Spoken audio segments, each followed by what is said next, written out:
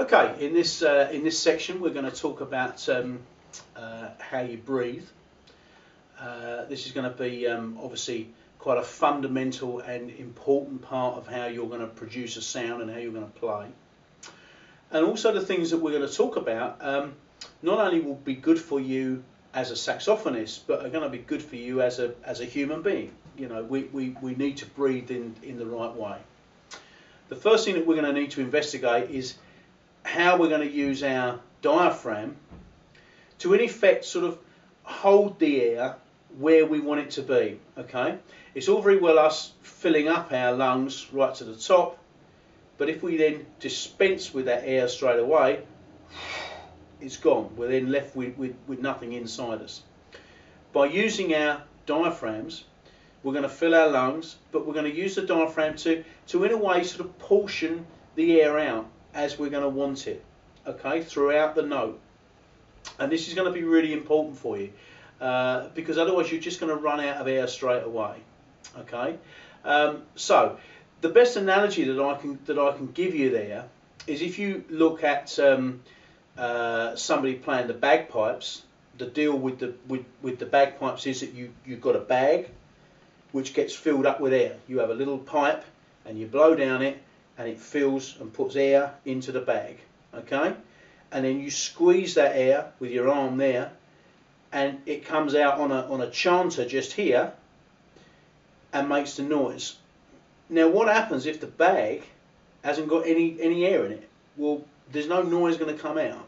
And that's exactly the same position that is going to happen if your lungs are right on the bottom, empty, okay? You're not going to be able to continue to play and make the phrases if you haven't got the right amount of air still left into your lungs, okay? So this is what we're going to try and experiment with.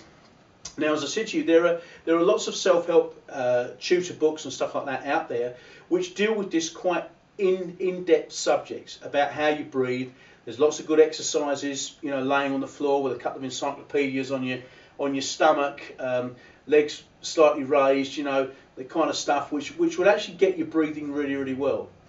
And as I said earlier, it will be good for you as a human being. We all need to breathe better because it's actually good for our bodies. I mean, certainly over the years, children have been sent to brass and woodwind teachers because they've got asthma. And this has always been deemed as a good way for you to try and sort of combat some of the problems with asthma, because brass and woodwind teachers will show you how to breathe properly.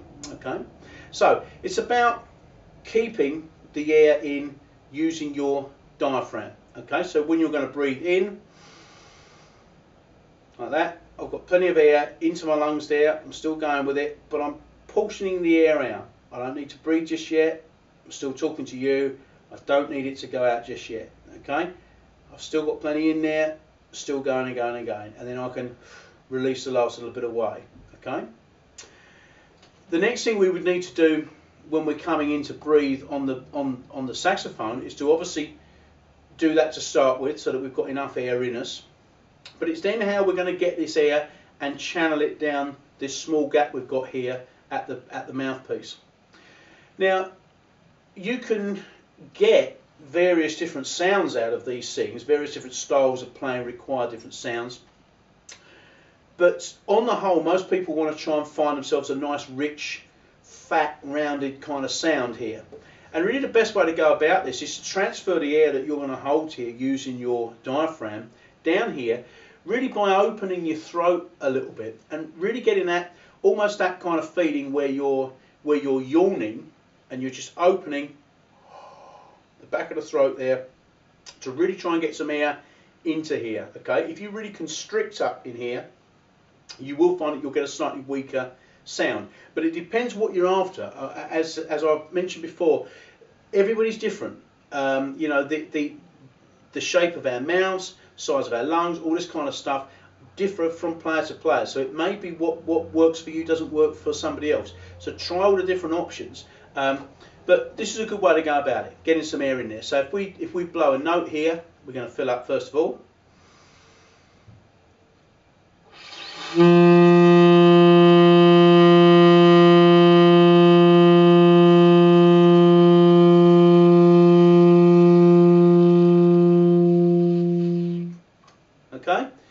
push the air nice and steadily into the instrument.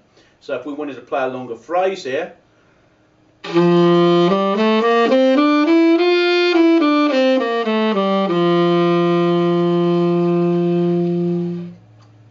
there we've got a situation where we're nice and full from the beginning through the middle to the end. We don't want it to sound out of breath at the end. This kind of situation.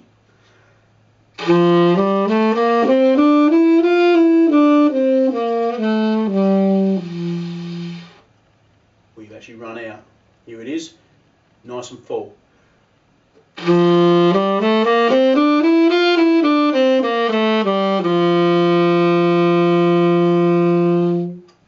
Okay, so think about your breathing. There's a lot of this that you can do, even just laying in bed before you go to sleep every night.